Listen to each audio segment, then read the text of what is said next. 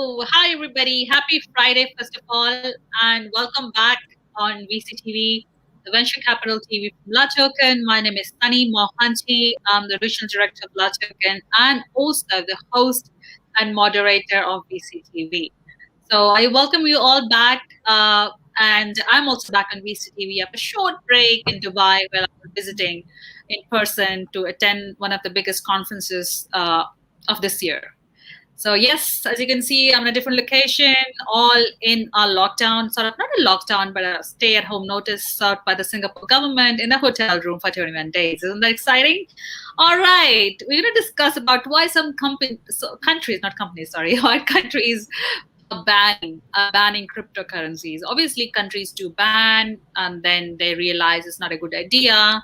Then they lift the ban from cryptocurrencies. But why? Why? Let's just hear it from our speaker today about his views on this topic. Hi, Tushar. How are you? Hi, Sunny. I'm good, Sunny. How are you doing? I am fantastic. As you can see, I'm doing You look very good. fantastic. Yes. But you know what? Initially, I thought this is going to be like, oh my God, this is probably, I can't breathe inside that room. But no, it's not nothing like that. I've got a nice view from here, nice food. And, and this room is like, for maybe for two people, but I'm just enjoying this space, this entire thing. So it's all nice so far. So Tushar, happy Friday, first of all. Happy And Friday. Happy Friday. And on a Friday, discussing a thing like why are some countries banning cryptos?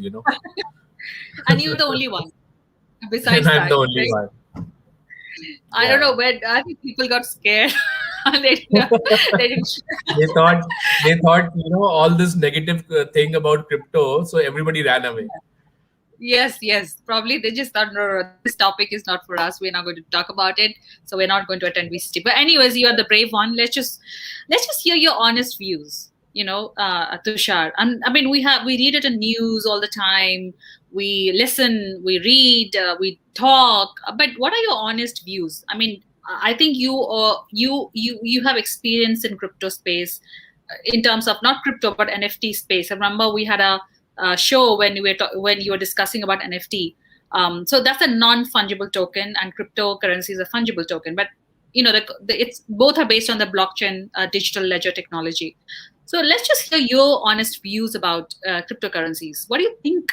What are the benefits of cryptocurrencies? Do you think, and why you think they are better than cash? Let's start with this. Sure. Thank you, Sunny. Okay, so a little bit of introduction about me. I deal a lot in startups, in venture capital, in the documentation part, and actually I see through venture capital deals. And because a lot of I'm an investment advisor also, so a lot of money flows into assets and including cryptos. So Sunny, you asked a very nice question that what is the relevance of cryptos in today's world? Am I Mm-hmm. right? That's your question, right? So, yes, I mean, you can obviously answer that as well. And I just wanted to know, what are your thoughts about cryptocurrency? Why cryptocurrency were introduced? Why do you think they are a competition to fiat and not complementary to fiat? I mean, obviously, these are digital currencies, but these are not really CBDCs. So let's just hear your thoughts about all that. Crypto. See, first of all, there has been a sort of a wave, or a very broad understanding between a lot of economists globally that this fiat currencies, which are issued by central banks of the various countries, it is in a way they control too much the currency. And because inflation affects the common man's earnings, so the use of interest rates by these central bankers and overprinting of money, which causes inflation, it affects the middle class negatively. And it is because of that there were a lot of talks saying that the government should not have control over currencies. And also because after 1999 .com and 2008 Lehman Brothers crisis and COVID, the central banks have been doing helicopter. They are throwing helicopter money, as Ben Yeah. Bernanke used to say, that overprinting of money and then throwing it in the economy, it causes a lot of side effects, and the biggest side effect is flowing of forming of bubbles in various asset classes. And these bubbles have been forming in commodities, in gold, in in stock markets, in futures, in all kinds of things. And the latest addition to that is cryptocurrency. Imagine, I'll give you some statistics about Bitcoin. Uh, Cryptocurrencies on a whole, they are now more than $1 trillion industry. And it's like that's a number which gives them a lot of weight if you compare them with the other asset classes. The second thing is that uh, crypto is not owned by anybody. It's not issued by anybody, which means Yeah. that the countries don't control it. And the third thing is, uh, if the So that's a cryptos. good point to start. Sorry to interrupt you. So when you say the cryptocurrencies are non-sovereign currencies, which means the government doesn't have any control on that, is it because I'm going to sort of, sort of move towards that discussion, because obviously the topic is why governments, some countries ban cryptocurrencies. Obviously, is it because of that? Like, we can talk about that later. So yeah, please continue. Yeah. So what happens, Sunny, is why are people, saying negatively about government controlling currencies and hence the benefit of cryptocurrencies? Because if we are living in a global world, if one Yeah, country is printing too much of dollars, the US is printing too much of dollars, and it is causing bubbles, and asset prices are rising, and yeah, the result is that a lot of countries get impacted. If Indian real estate is seeing an asset bubble, and the middle class is not able to buy real estate, then they will have some political repercussion, and naturally a discourse will start as to what is the solution to this problem. And hence cryptos came into being. Bitcoin has been around since a long time. It is not a recent phenomena, but yeah. because the value of Bitcoin went through the roof only in the last 1 2 years, 3 years, hence we are talking about it. And people like Elon Yeah. Musk, when they comment on something, the whole world takes notice. So so that is the relevance of cryptocurrencies in today's times. So yes, that's a relevance. We know that there are also a lot of use cases. Let's talk about payments as a use case, the cross-border payments, right? So the government makes money out of the banks. The private banks obviously make money out of cross-border payments, right? But with crypto, what's different with crypto? It's just having a wallet on the mobile, and you and me are talking in Dubai. I tell you that I need to transfer you something. I just open my wallet and transfer it, and it is Yeah, as simple as that. It breaks barriers.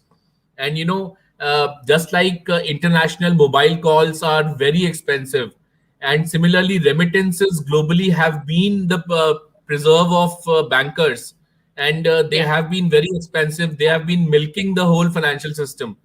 Sometimes yeah, in when they are when a poor country is transacting, the UK bankers would give a float of give a commission of on the forex, give you a commission of even more than 6%, 5%, and that's like skimming of people.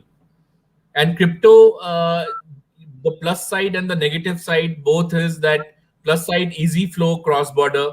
The negative side is that in areas which are susceptible to terror activities and money laundering, then it becomes a thing which the government needs to take care of, that it is not used for any anti society activities. yeah. I think that's again that's one part of part there as well. Anti-money laundering and terrorism financing. I mean, I've heard that people just people think that crypto is used for those activities only. Like that was in the past. I mean, a couple of years back, 3 to 4 years back, like cryptos are mostly unseen currencies which move digitally, and no control, no governance. So it's used for that activities. But yeah, that's there. But obviously, it's based on the cryptography, and we know that it's based on the blockchain technology, and we know that digital ledger technology leaves its trace wherever the money moves, right? So it's quite traceable and trackable as well when the cryptos get moving around the world, as we know. So that's obvious. That theory cancels the other theory that we've seen people talk about. So I think, as you rightly said, I think the Central Bank of Nigeria banned cryptocurrencies. I think that was in the news a couple of months back, and I Yeah, was talking to yeah. one of the yeah, I was talking to one of my colleagues who is from Nigeria, and I was just taking his views, and he says that because they have lost money. A lot of Nigerian startups are now using currencies to remit money overseas, like out of Nigeria. So, which means the government are not getting, their cut in Yeah, the processing the remittances. So that was his right, his reasoning, because that's why the government obviously wouldn't want to lose that revenue to cryptos. right, So that's why they right. banned currencies in Nigeria. So what are your take about why RBI, the Reserve Bank of India? I mean, with India, it's a little. I don't know how to put it. Like you have the Supreme Courts. You have Supreme Courts which obviously overruled the ban, and then you have all this news coming up, like RBI is not going to ban or whatever, and the crypto exchanges which are doing really good business in India, they're also worried, like with all this news and everything. So what are your thoughts about the Indian diaspora, like what's happening there? So what happened was that, see, RBI, Reserve Bank of India, is a very conservative institution, and usually, if any negative or control-oriented action is taken to prevent asset bubbles and the middle class losing money, then RBI is generally the first one to react. And there was a view in the government that crypto is a an asset which does not have too much of a solid foundation. So there were questions. I had attended a crypto conference, and one of the government speakers who was quite senior, we were talking after the conference, and he had questions like, he was saying that who owns these bitcoins, and who decides how many are mined, and Yeah, each one is valued in thousands of dollars. So if somebody were to put money in that and end up losing it, it would really mean a lot of people losing that kind of money would mean that the thing will ultimately fall on the government, and the government will have to rescue them. And yeah, he said that he told me that around 1,000 people own 40% of the bitcoins. So once these 1,000 people decide to sell off, then what will happen? These will, he said, they will become the modern day tulips, like we had the tulip mania yeah. hundreds of years back. Investing in tulips, yes, yes, yes. And he said that these transactions are anonymous. So how do I know that the person selling me this bitcoin is not a bad actor, and like a terrorist or any country under sanctions? And when I was talking to him recently, he said that he gave the example of GameStop, the share which boomed, and the early investors in GameStop had dumped their positions and crashed the market. So he was talking all doomsday scenarios, and so the Reserve Bank of India came out with a circular saying that banks should not allow use of their payment gateways, to crypto exchanges. And this was like 1 year back, almost 1 year back. and one of the things which this guy said, that if the volatility is so much in these cryptos, then how can they ever replace fiat currency? Because how will trade be possible in these currencies? And he also said that if there are 21 million possible bitcoins in the world and 18.5 million have already been mined, then how will governments or anyone else conduct their monetary and fiscal policy, because the number is so limited? So end of the day, there is inflation, there are interest rates, there is so much to be managed for normal trade in the country, and also within mutually with other countries. So how will that be managed? And last he said, I'm sorry, I'm giving you all the negatives, but it was a talk which was quite long with that guy. And last he said that if Bitcoin is such a respectable digital currency, then why are so few organizations accepting it as a currency? And I think this changed after Tesla said that they will accept Bitcoins. And but the larger view in the government was always very circumspect, and especially in tandem with China, because China has been circumspect, and it's a single government there, single party government. So China instructed their financial institutions and banks not to allow crypto exchanges to use the bank's gateways. And that was a big crash. That was a big thing, which caused a huge crash in Bitcoin. And also uh, Charlie Munger, who's the partner of Warren Buffett, he had given adverse comments about Bitcoin, and he said that it is just not right as an asset class, because he said that it does not have a leg to stand on. Because if you are investing in gold, you have that physical gold which can be used for jewelry. If you're investing in copper or iron, there is a stuff behind it. But bitcoins and cryptocurrencies, they just look like numbers on the screen. And when people like Charlie Munger say, they give such a statement, it causes a lot of circumspect people, so it causes a lot of talk in the market. So there is one thing. Obviously, Bitcoin is decentralized, but what about stable coins, like which are pegged to an asset, like existing, like we have gold backed tokens, which are cryptocurrencies. We have diamond backed. We have digital euros and digital sort of, the Libra project from Facebook was pegged to a basket of currencies, other currencies.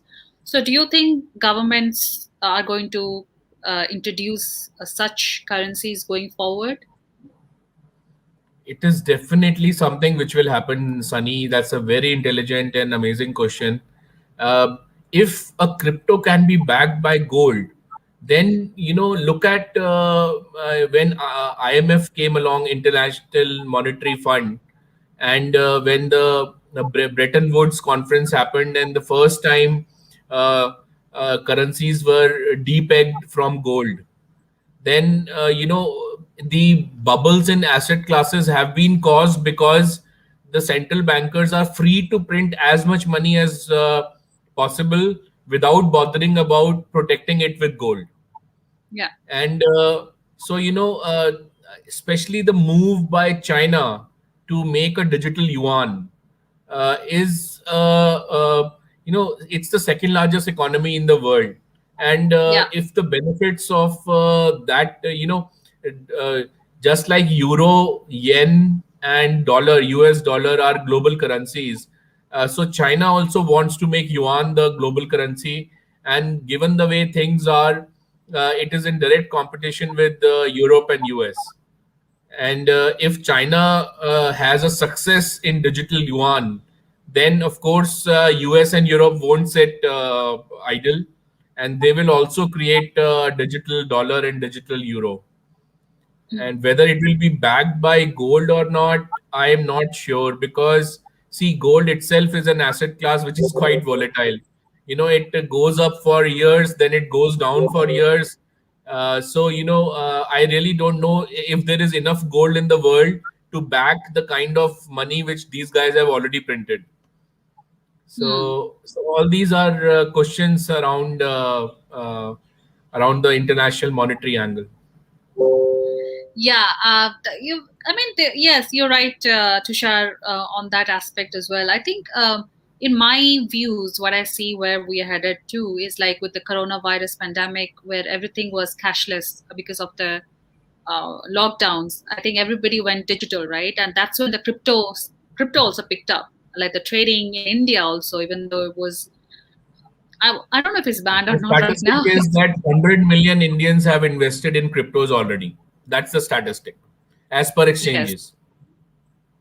Yes, absolutely. So people started trading cryptos, people started investing in digital money, and Sorry, all sort I'm of sorry. currencies. It's 15 million. 15 million Indians, not 100 million. Yeah. Sorry, is it, sorry, 15 million? 15 million Indians have already bought cryptos using the exchanges like WazirX and the other ones. So they are not only investing into Bitcoin, they're also investing into other Yeah. coins, altcoins, Dogecoins, all these coins. And we have NFTs, then we have security tokens as well. We have so many stable coins which are backed to a physical asset. Then I was in Right. Dubai. Then I was in Dubai, and I just came to know that the biggest real estate owner, MR Group, they are Mm-hmm. launching a crypto where you can invest into real estate using crypto. So this Oh, is wow. just at a concept level. I just heard from people. So yeah, it's very interesting. I think there have been few transactions already where people have bought real estate using ETH, Ethereum. So there some Okay. companies are some countries, not companies, sorry, some countries are really progressive in adopting crypto. And Miami, the one of the biggest Bitcoin conferences happening right now after Dubai. People have just flown there. I was supposed to go, but I lost my passport, but found it back. That's a different story. So yeah, so they've just given a go green signal to Bitcoin to be used as a mode of payment, to get your salaries, everything. So I think it differs from government to government. Some are very progressive, some are very brave, I would say, to allow such coins, cryptocurrencies, who are very volatile, to be used as a means of payment. uh, then we have other countries like Nigeria, India, sort of Turkey. Yeah. they are not very much confident about cryptocurrencies. But what about regulations? Do you think once they have established regulations around this cryptocurrencies, then probably that's the only thing that is stopping the cryptocurrencies to go, really, uh, mass adoption? I mean, I think that is the only factor which is stopping the cryptocurrencies to go mainstream. What do you think? Yeah, I feel the volatility is a big put off, so it's like, it's very news driven. I mean, one China thing happened and it crashes by 30%. Is it And not like stock markets? Is it like stock yeah. markets? I mean, if you have experienced the stock markets, the other day somebody was telling me, if you work in a trading floor in a stock market, this is exactly the same concept. The market is the volatility is just driven by the market sentiments. So, Hmm, hmm, so hmm. that's one aspect I just wanted to add, That's because that's I very true. That's very true, Sunny. It's just like the stock market, but the stock market, it's probably in crypto. The financial institutions have just started to come, and if the financial institutions are investing $500 million and amounts like that, then I'm sure the volatility will definitely come down as more and more financial institutions will start trading in these cryptos. And one thing which struck me about these cryptos was that it was envisaged that ultimately this will become the financial internet, and Yeah. this will form a base on which all the assets will become digitized, just like the art pieces and real estate.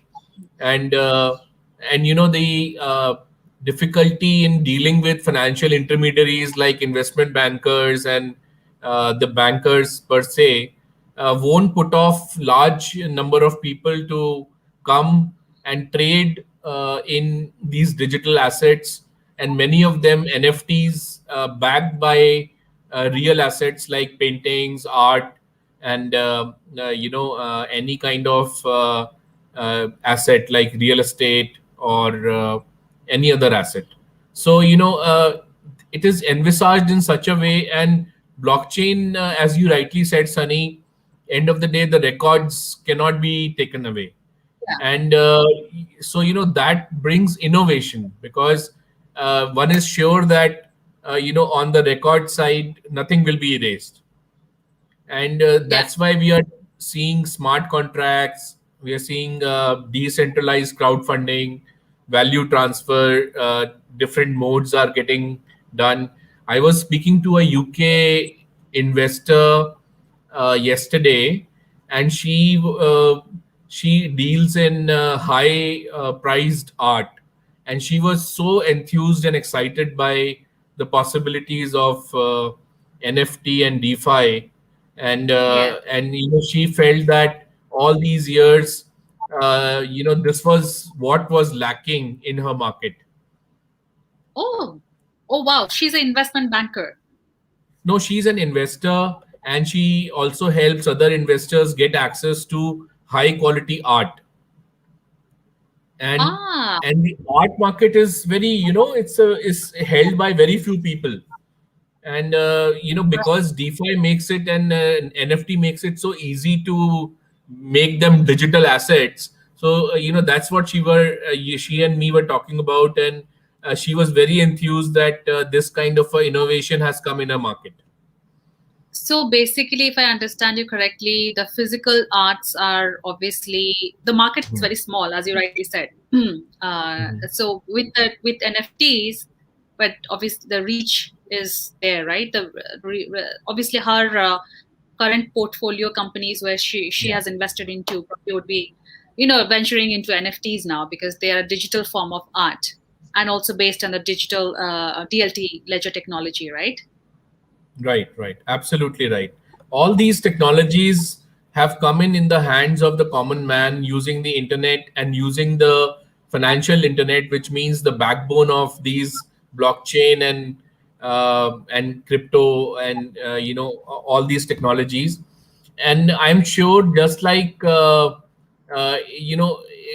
because it's a new asset, it caused quite a Yeah. craze, and I'm sure that craze will become more as more uh, analysts will start tracking it, as more reports will start coming out, and as governments will also, like Indian Supreme Court, they removed the ban by the government on cryptos, and Yes. the Reserve Bank of India was forced to um, issue a note to the media that our circular to the financial institutions not to support crypto exchanges is no longer valid.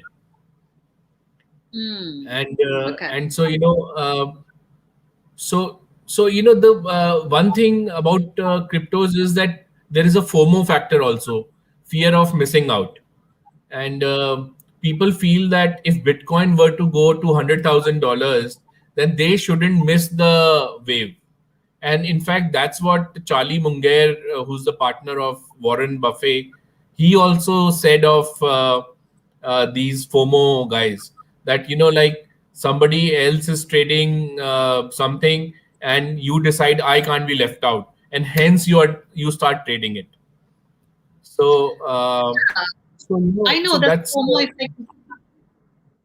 Yeah, sorry, just wanted to ask something. The FOMO effect is obviously there because people who do not know anything about Bitcoin, when they see the pricing surging up, they just feel so bad. Like, we didn't invest when it was like 3K or maybe $200, right?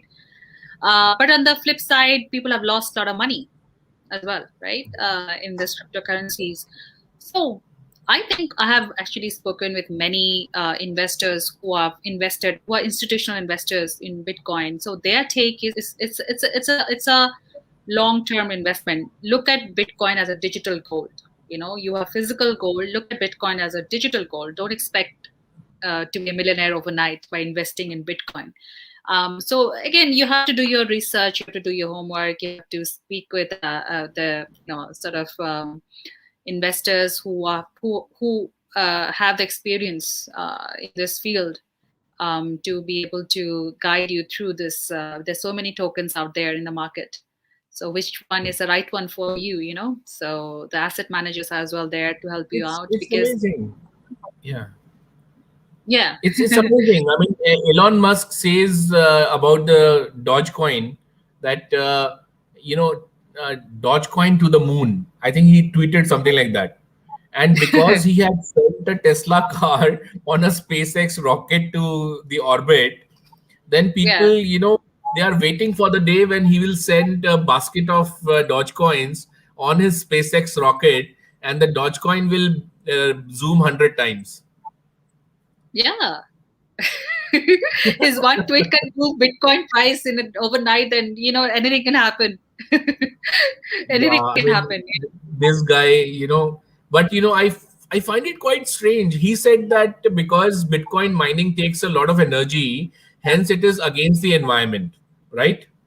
And he said that Yes, is the reason why he's saying that Tesla will no longer accept Bitcoins. yes. But Bitcoin can you crash. believe that a guy like Elon Musk wouldn't be knowing this fact before he had allowed Tesla to take Bitcoins?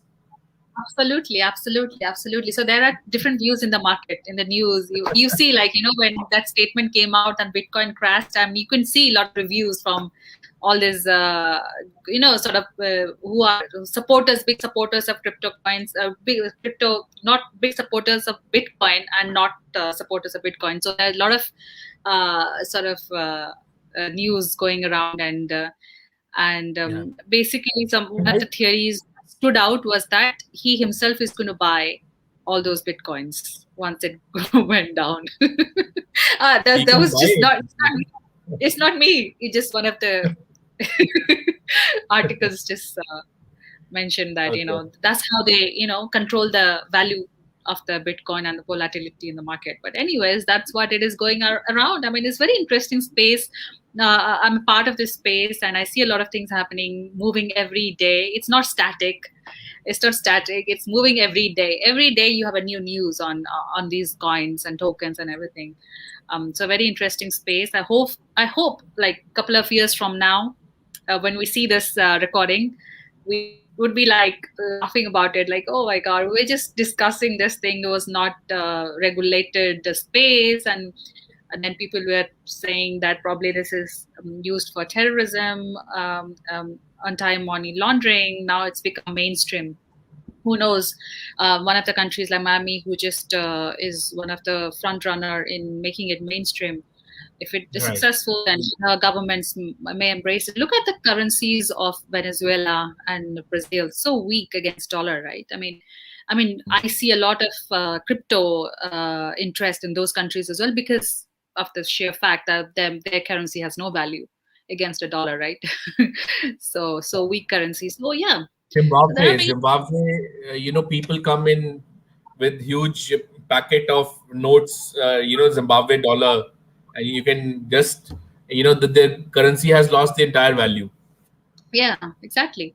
And these countries, they see crypto as a best asset to invest in because Yeah. their currencies, they obviously do not safeguard the future uh,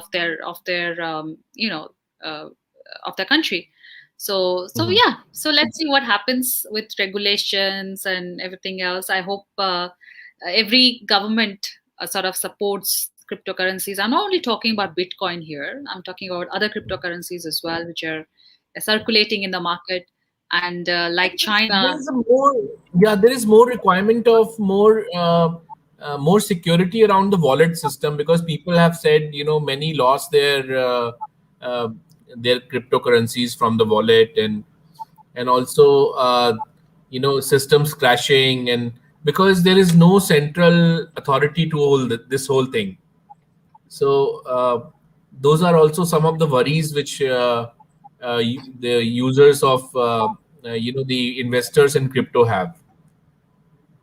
yeah. I think Tushar, we've had a very good long discussion. Just considering it's you and me today, we've had over 40 minutes of discussion about cryptocurrencies. I think thank you for your time also, and being one speaker today on the panel. You just made sure that this show goes on with me. Thank you so much. I just want to take some closing remarks, closing thoughts from you before we wrap up the show. My closing remarks are that just like the financial institutions are now chasing cryptocurrency, and many of them have jumped into it, and a large population treats it as an asset class. So I strongly feel that it is high time that some strongly regulated, some agency which strongly regulates the whole architecture of it Hmm. comes through, and maybe the UN or the Association of Countries, they have to create something like that which regulates the security aspect of this, and the technologies, they should reach the common man, and with the coming of financial internet, I'm very happy that a lot of people are getting access to it. And about the countries banning it, I'm sure technology breaks barriers, and technology creates new milestones. So just as governments get used to new technologies and new innovations, I'm sure many governments will come around and start adopting crypto once again. Thank you so much, Sunny, for having me. It's a wonderful discussion of 40 minutes. And it was a negative kind of topic, but I think we discussed it quite evenly and balanced. Yeah, I mean, I don't see it in a negative, to be honest, because countries have banned crypto. We know that, Yeah. right? I mean, but we just have to move to the positive side by just understanding why. What is the, as you rightly said, people lose money, they blame government, right? I mean, who they go to? They lose money, they go to Yeah, government, right? absolutely. The government has to bail out. And, it's $1 trillion thing. If any Asian government has to bail out, they are already stretched because of COVID. Yeah, They have COVID. Yes, doled out so much of money to so many people. yes, correct. So that's the whole rationale behind this. It's very, I think it's good to discuss such kind of topics, which probably comes across as negative in as a topic sounds, but it's not negative actually.